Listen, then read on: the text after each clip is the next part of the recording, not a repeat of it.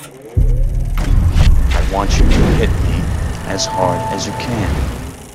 Hi, I'm Luke Ryan for JoBlo.com, and this is From Page to Screen. For this installment, we'll be looking at the iconic comic book character Wonder Woman, who has been a staple of DC Comics for over 75 years. With the first ever live-action movie focusing on the character about to be released, and with early rave reviews already rolling in, let's look back on the history of the warrior princess and her transition from pencil and ink to the big screen.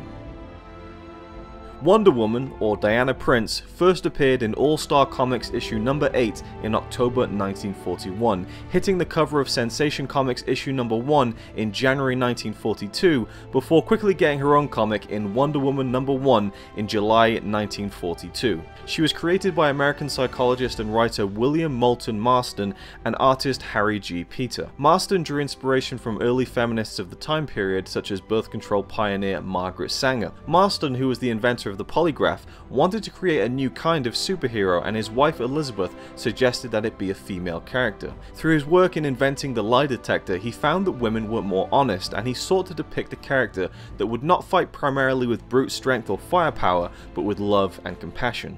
The character's origin saw Diana as a member of the Amazons tribe of women on the secluded Paradise Island in the middle of an ocean. Captain Steve Trevor, a United States intelligence officer, crashes his plane on the island and is rescued by Diana, who nurses him back to health and falls in love with him. A competition is held to decide who is the most worthy of all the women to deliver Steve back to the man's world and to fight for justice. Diana's mother, the Queen of the Amazons, forbids Diana from competing, but she disguises herself and enters anyway, where she wins and is begrudgingly accepted by her mother to be the most worthy.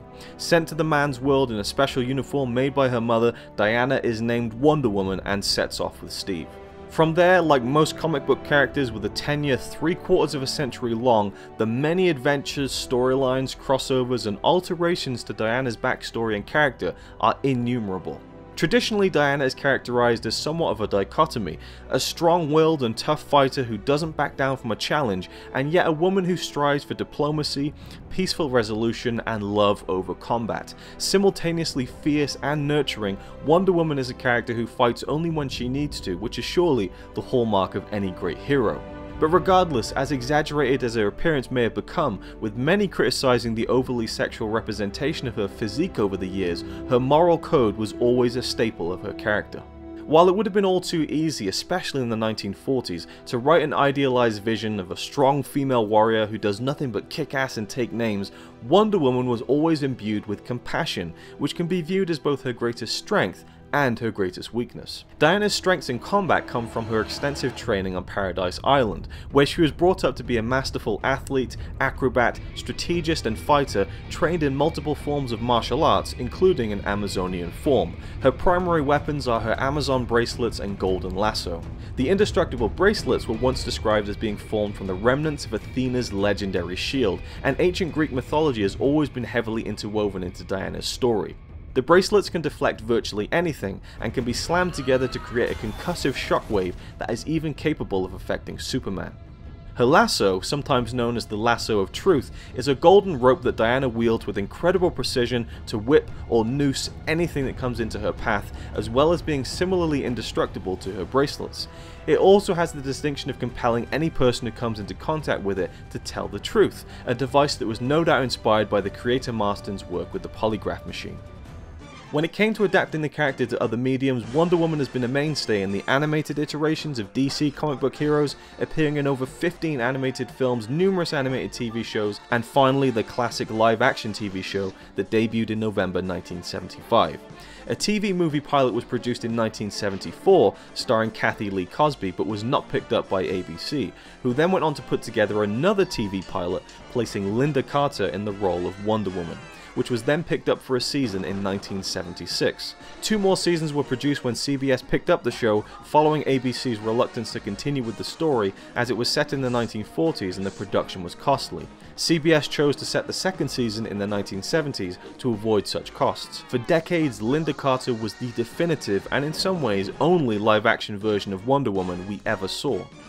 With the release of big screen movies adapted from the DC characters such as 1978's Superman, 1989's Batman, and beyond, we never saw Wonder Woman realized on film. until 2016's long-awaited Batman v Superman: Dawn of Justice, a film that garnered a lot of criticism upon release, but has since been given a bit more credit, especially with the advent of an extended director's cut. One aspect of the film that was praised across the board, however, was the portrayal of Wonder Woman. Gal Gadot was cast in the role, and some fans quite pettily argued that she didn't have the voluptuous figure required to play Wonder Woman, yet her performance was a resounding success. Diana Prince joins the film as a side character who runs an important yet low-key thread throughout the entire film, where she meets Bruce Wayne and is posing as a dealer of antiquities. In the final act, where Superman and Batman team up to face off against Doomsday, Diana reveals herself in all of her heroic glory, fiercely taking on the Beast and ultimately using her trademark golden lasso to neutralize it before Superman strikes the final blow. In the film, she's a 50,000-year-old Amazonian princess and daughter of Zeus, so unlike the original origin, where Diana was brought to life by gods from a clay figure, she is a demigod herself, which is more in line with the 2011 New 52 reboot initiative by writer Brian Azzarello. She's also categorized in Lex Luthor's archives in the film as meta-human.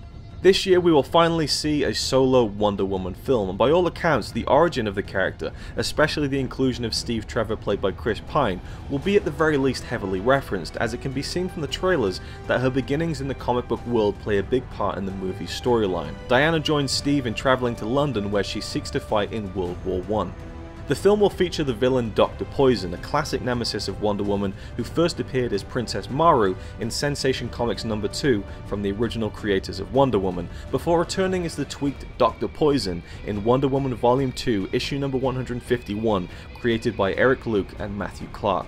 Dr. Poison was the chief of the Poison Division for a Nazi spy band, an expert in the use of poisons, toxins and plagues. What her role will end up being in the Wonder Woman live action film is likely to be quite close to that origin, though the film is set in World War I, not the World War II setting of the comics. We also see Diana using her classic golden lasso and Amazon bracelets to great effect in all of the trailers, and with a promising introduction in Batman v Superman, her own solo movie, and set to appear in the future Justice League films, it seems like Gal Gadot's portrayal of the iconic and culturally significant Wonder Woman will go on to satisfy fans and newcomers alike.